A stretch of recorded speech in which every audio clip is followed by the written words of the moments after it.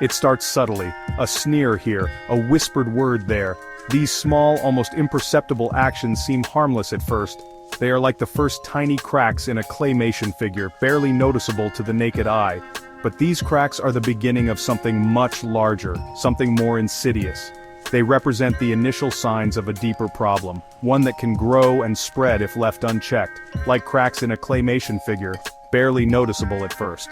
These initial fractures might seem insignificant, but they are the precursors to a much larger issue. As time goes on, these cracks begin to spread, slowly at first, then more rapidly. They deepen, becoming more pronounced, more visible. What was once a small, almost invisible flaw starts to compromise the integrity of the entire figure. But the cracks spread, they deepen, they reach into the core, weakening the structure from within. The figure, once whole and unblemished, starts to show signs of strain. The cracks multiply, intersecting and creating a web of fractures that threaten to tear the figure apart. This is how division and hatred work in our society, starting small but growing and spreading until they become impossible to ignore. Soon, the figure, once a symbol of unity, crumbles. The once strong and cohesive structure falls apart, piece by piece. The cracks have done their damage, and the figure can no longer hold itself together. This is a powerful metaphor for what happens when racism and prejudice are allowed to fester and grow. They can destroy the very fabric of our communities, leaving nothing but broken pieces in their wake. Racism, once a taboo, now rears its head, bolder, more accepted. What was once whispered in the shadows is now spoken openly, without shame. The cracks in our society have allowed these harmful attitudes to become more visible, more accepted. This normalization of racism is a dangerous trend, one that threatens to undo the progress we have made towards equality and justice. We see it in our everyday lives, in the casual jokes and the suspicious glances. These seemingly small actions contribute to a larger culture of intolerance and division. They reinforce the cracks in our society, making them deeper and more difficult to repair. Every joke, every glance, every small act of prejudice adds to the growing problem, making it harder to achieve true unity and understanding. In the fear that grips communities, this fear is palpable, affecting every aspect of life. It creates an environment of mistrust and anxiety, where people are afraid to speak out or stand up for what is right. The cracks in our society have created a climate of fear, one that stifles progress and keeps us divided. The world, once a tapestry of diverse cultures, now feels increasingly segregated, divided by suspicion and hate. The barriers between us grow taller and more impenetrable, making it harder to connect and understand one another. This division is not just physical but emotional and psychological as well. It creates a world where people are isolated and disconnected, unable to see the common humanity that binds us all. This isn't a dystopian future, this is our present reality, a reality where the cracks in our society are becoming more pronounced, more damaging. We are living in a time where the forces of division and hatred are gaining strength, threatening to tear us apart. But it doesn't have to be this way. We have the power to change our course, to repair the cracks and build a stronger, more united society. This is our reality, a reality where racism, once thought to be fading, is experiencing a chilling resurgence. The cracks are widening, and the damage is becoming more severe. But we cannot afford to be complacent. We must recognize the signs and take action to address them. We must confront the reality of racism head-on and work to dismantle the systems that allow it to thrive. It's a reality we must confront head-on. We cannot ignore the cracks or pretend they don't exist. We must face them, understand their origins, and work to repair them. This requires courage, empathy, and a commitment to justice. It requires us to stand up against racism and prejudice in all its forms, to speak out and take action. We must understand the factors fueling this dangerous trend, and work together to dismantle it. This is not a task for a few but for all of us. We must come together, united in our commitment to equality and justice. We must work to repair the cracks, to build bridges instead of walls, and to create a world where everyone is valued and respected. Only then can we hope to heal the divisions and create a brighter, more inclusive future for all. Turn on the news, and you're bombarded with images, stories of hate crimes, discrimination and prejudice. A family, targeted because of their religion. A young man profiled because of his skin color. A community, ostracized because of their ethnicity. These aren't isolated incidents, they're becoming disturbingly commonplace. They paint a grim picture of a world where racism isn't just tolerated but embraced. where hate is normalized, even celebrated. Remember the name George Floyd? Remember Breonna Taylor? Their stories, tragically cut short, serve as stark reminders of the deadly consequences of unchecked racism. Their faces, etched in our collective memory, demand justice, demand change. Social media, once hailed as a tool for connection, has become a breeding ground for hate speech and misinformation. Racist comments proliferate unchecked. Hate groups find safe havens, spreading their toxic ideologies. Algorithms designed to keep us engaged often trap users in echo chambers, reinforcing existing biases. We're bombarded with content that aligns with our worldview, however skewed it may be. This constant exposure to online hate normalizes it, desensitizes us to its insidious nature. It creates a false sense that these views are mainstream, acceptable. We must remember, online hate has real-world consequences. It fuels division, incites violence, and erodes the fabric of our society. Words have power. They can inspire, uplift, and unite. But they can also wound, divide, and incite hate.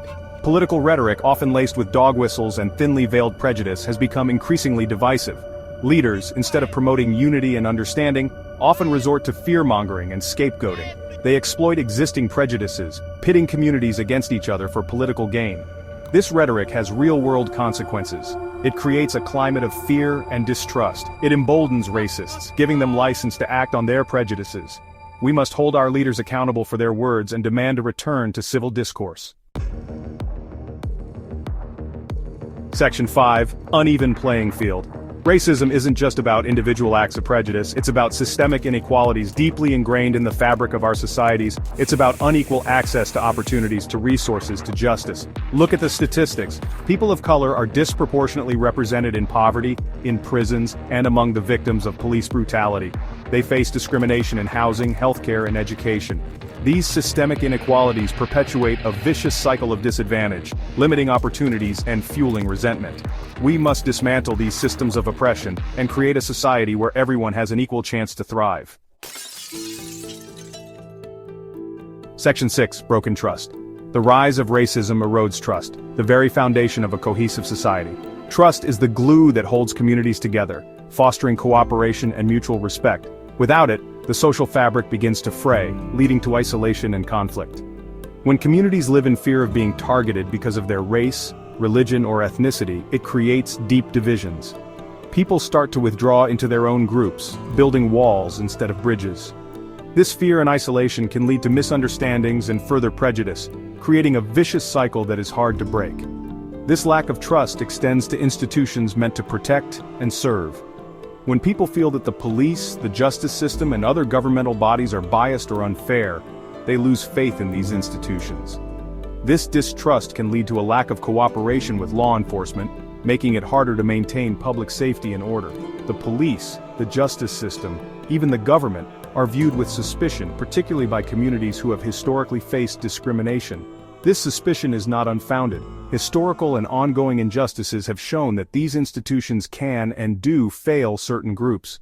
This failure erodes the very foundation of democracy and equality.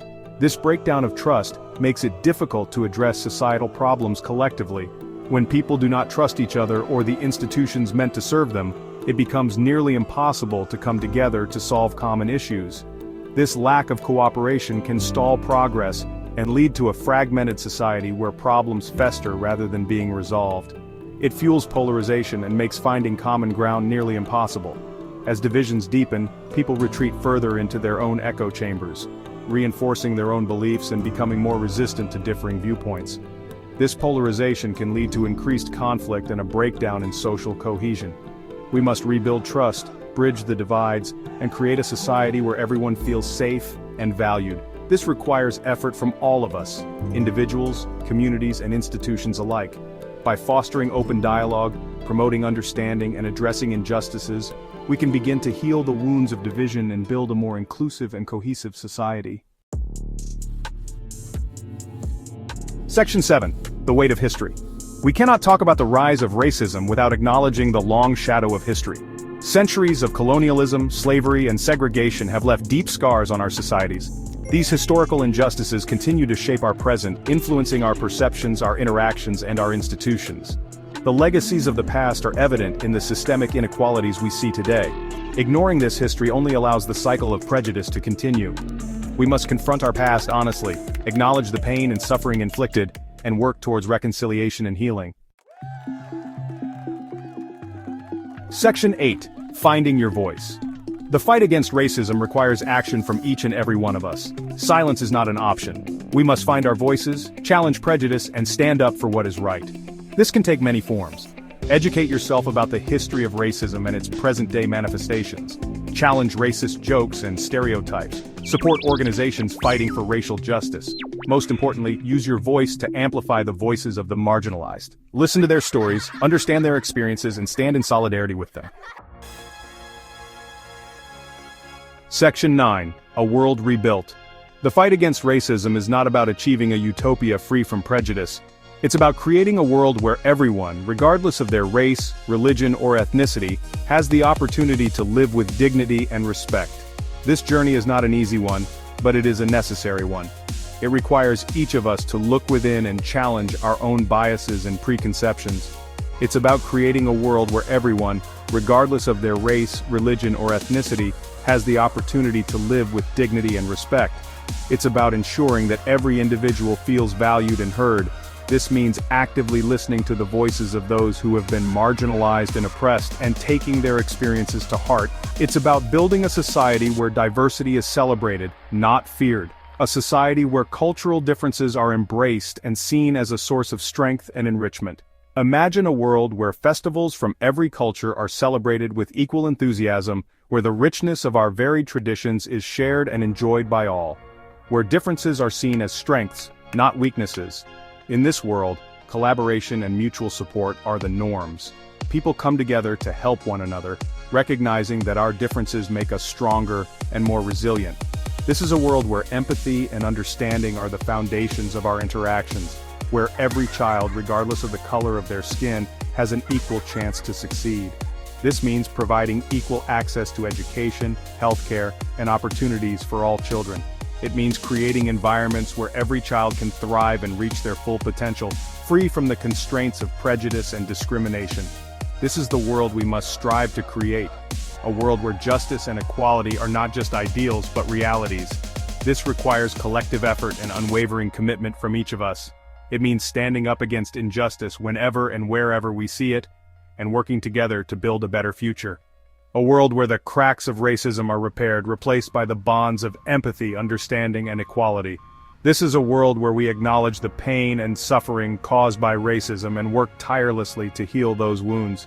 It is a world where we build bridges of connection and solidarity rather than walls of division. A world rebuilt, stronger and more beautiful because of its diversity. This is the vision we must hold on to, the goal we must work towards. A world where our differences are not just tolerated but celebrated. A world where every individual is valued for who they are.